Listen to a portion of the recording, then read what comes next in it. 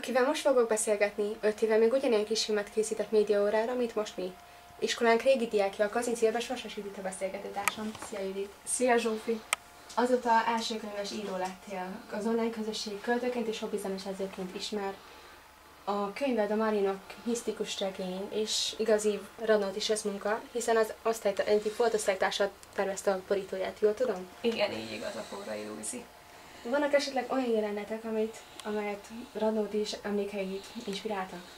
Hát mindössze egyetlen egy nagyon rövid gimnáziumi jelenet van csak, és ott nem túl pozitív a tanár karakter, úgyhogy nem szeretném, hogyha a régi tanáraim azonosítanák magukat vele, mert ezt nem onnan megtettem. Más forrásokból. Kik voltak az irodalomtanáraid? 9. és 10-ben Miköc Éva tanárnő, aztán pedig emelt szintű magyaron Fabuja Andrea tanárnő. És már gimnazista korodban is írtál? Igen, akkor csatlakoztam az első online íróklubhoz, ahol azóta is vagyok.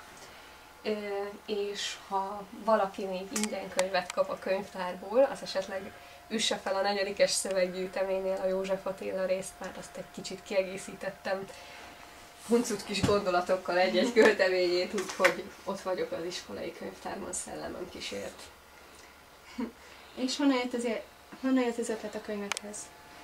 Először a főszereplőket gondoltam ki, és aztán körvonalazódott bennem a történetnek az eleje, meg a vége, aztán, hogy a kettő között mi történik, azt már közben találtam ki, egy idő után már írta magát, mert ha nagyon élesek már a karakterképek, akkor úgy mesélik a történetet, mert akkor megtudod, hogy egyes szituációban az egyikük ezt csinálná, a másikuk azt csinálná, azt mondaná, és végül így kerekedett ki a történet.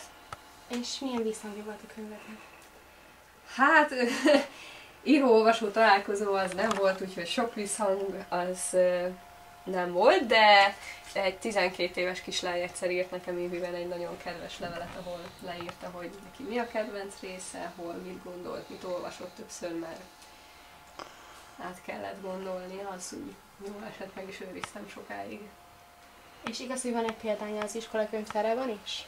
Igen, így igaz, mert tavaly a tavaszi fesztiválon jártam nálatok, az Alma Materben, és akkor itt hagytam egyet ajándékba. És meg is ígértem azóta is, hogy ha még lesz valaha új könyvem, akkor mindig az első kiadásból egy-egy példány az Radnóti könyvtárba fog kerülni emlékül. És most dolgozol valamin, vagy tervezed a könyvet folytatását?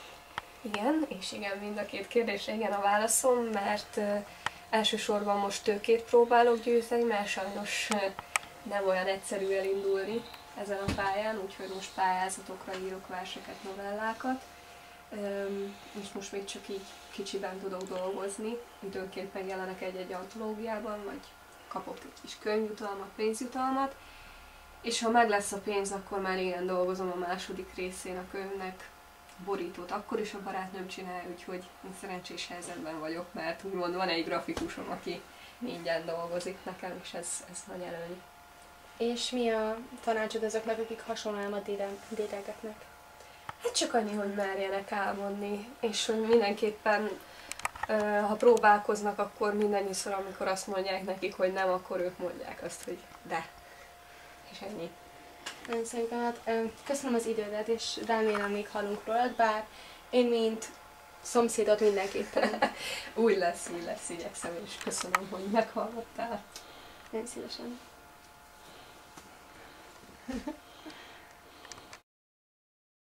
Tell me the duck story. Bum bum bum, ba-dum ba-dum. A duck walked up to a lemonade stand and he said to the man, Szarvasok vannak benne? Nem mondtam már, hogy nincsenek szarvasok benne.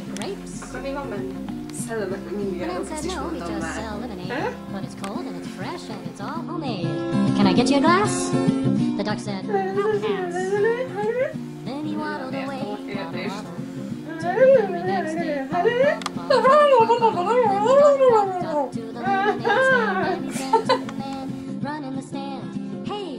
Akivel most fogok beszélgetni, akivel most fogok beszélgetni, 5 éve is ugyanilyen kis filmet készített médiaórára.